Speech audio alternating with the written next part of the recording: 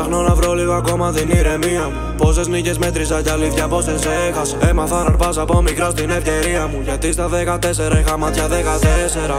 Παν 3-4 μέρες που βγάζω τάχτη. Σταμάτα να μου λες ξανά δεν έχεις κάτι. Έτσι μου λέγει η δασκάλα μου στο διάλειμμα. Ποτέ δεν γράφεις τίποτα, όμως πάλι κάνω writing. Θέλω ακόμα να μην σκέφτεσαι για τίποτα. Ξεχνά το πρόβλημά σου, άστο, θα το κάνω δικό μου. Είδα κάτι βράδια που πέρασα δύσκολα. Πάλι δεν είχα τίποτα, κανείς δεν ήταν στο πλευρό μου. Ποτέ δεν θέλω να σε βλέπω έτσι. Κι είμαι σίγουρος κι εσύ δεν θέλεις. Οπότε έλα να τα βρούμε, να μονιάσουμε ξανά για να φρεσκάρουμε όσες αναμνήσεις έχεις.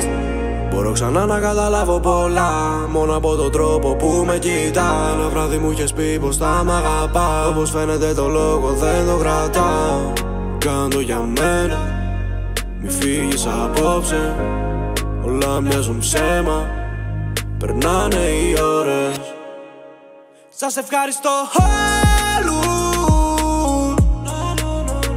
που ήσασταν απέναντι μου αλήθεια. Κάπου θα βγάλουνε τα ξενύχια. Έχω κάνει τόσους σκόπους, θυσίες για να με δω. Κάθε βράδυ παραμιλώ. Σας ευχαριστώ όλους που ήσασταν απέναντι μου αλήθεια. Κάπου θα βγάλουνε τα ξενύχια. Έχω κάνει τόσους σκόπους, θυσίες για να με δω. Κάθε βράδυ παραμιλώ.